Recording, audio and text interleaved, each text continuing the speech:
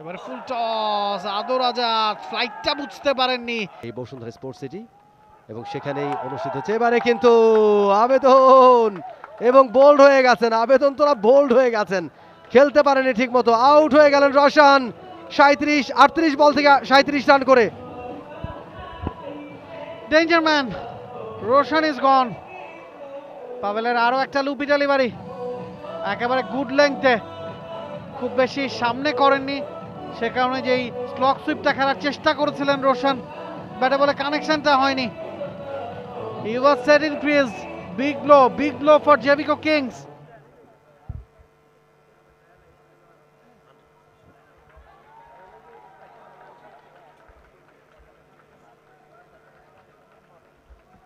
জিওল Roshan 38 ball থেকে 37 run করে out হয়ে যাচ্ছেন।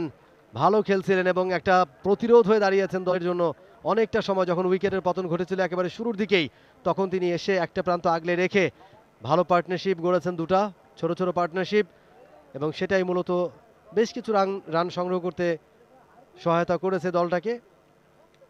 জেভিকো কিংস টসে জিতে আগে ব্যাট করছে তারা, তবে প্রত্যাশা মতো রান তুলতে পেরেছে সেটা বলা যাবে না। আপনারা দেখছেন চেস স্পোর্টস নেটওয়ার্ক এবং ডেইলি সানের ডিজিটাল প্ল্যাটফর্মের কল্যাণে celebrity champions trophy second match জেভিকো কিংস এবং গিগাবাইট টাইটান্সের মধ্যকার ম্যাচ গতকাল উদ্বোধন হয়েছে শহীদুজ্জামান সেলিম এবং চেস স্পোর্টসের কর্ণধার ইশতিয়াক সাদেক। চেস স্পোর্টসের সিইও ইশতিয়াক সাদেক, তারা মিলে উদ্বোধন ঘোষণা করেছেন এই আয়োজনের। এবং তারপর থেকে কিন্তু গতকাল একটা ম্যাচ অনুষ্ঠিত হয়েছে, আজকে একটা ম্যাচ, আগামীকালকে কোনো ম্যাচ নেই, আগামীকাল রেস্ট ডে।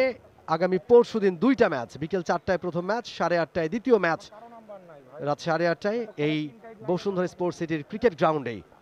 পাভেল আরও একবার বোলিং অ্যাটাকে কিংস অ্যারেনা প্রান্ত থেকে।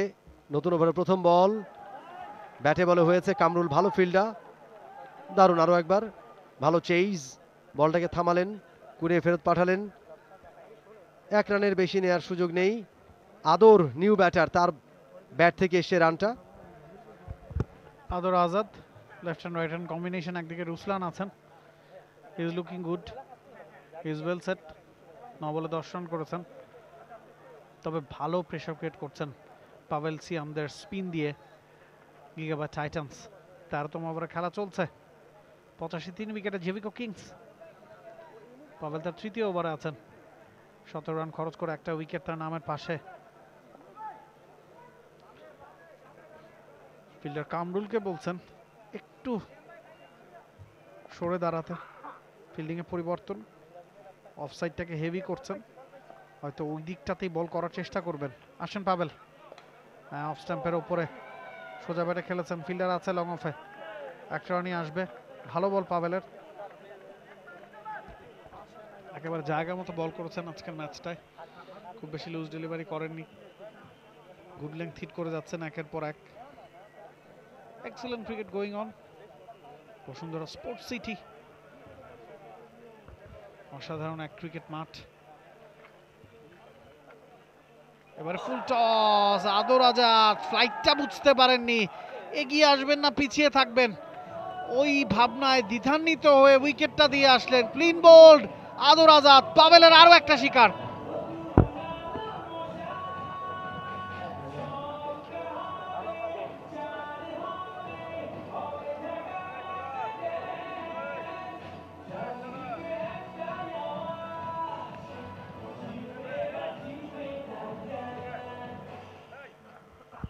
দারুণ বোলিং পাভেলের কাছ থেকে, এবং অভিনয় দিয়েও যেমন দর্শকদের মন মাত করেন, দর্শকদের মন জয় করে নেন, তেমনি ক্রিকেট মাঠেও তার দারুণ পারফরমেন্স, দারুণ বোলিং।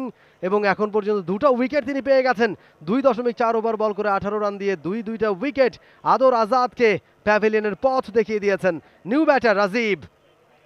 রুজলান অন্য প্রান্তে রয়েছেন, 10 বল থেকে 11 রান করেছেন, সংগ্রহটা কিন্তু প্রত্যাশা মতো হয়নি এই উইকেট বিবেচনায়। আরও রান কিন্তু তোলা যেতে পারত যদি স্টার্টিংটা ভালো হতো। আমরা দেখতে পাচ্ছি শরীফুল রাজ, মুস্তফা কামাল রাজ পাশাপাশি বসে খেলা উপভোগ করছেন, শরীফুল রাজকে দেখছিলাম যখন ঢুকছিলেন তিনি মাস্ক পরে এবং একেবারে সিনেমাটিক স্টাইলে একটা দল বল নিয়ে মাঠে ঢুকছিলেন এবং তারা খেলা উপভোগ করছেন। দুর্দান্ত একটা আয়োজন, celebrity champions trophy 2025 second match আপনারা দেখছেন জেভিগো কিংস এবং গিগাবাইট টাইটান্সের মধ্যে। ব্যাটে বলে হয়েছে আরও একটা রান। গুড শট, প্রথম বলে রানে খাতা খুললেন রাজীব।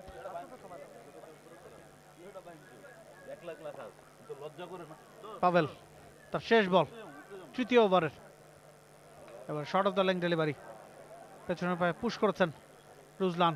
একটা রান আসবে 13 ওভার শেষে 88, 4 উইকেটে জেভিগো Kings. For more updates, follow us on Facebook, subscribe our YouTube channel, get the latest update on www.daily-sun.com.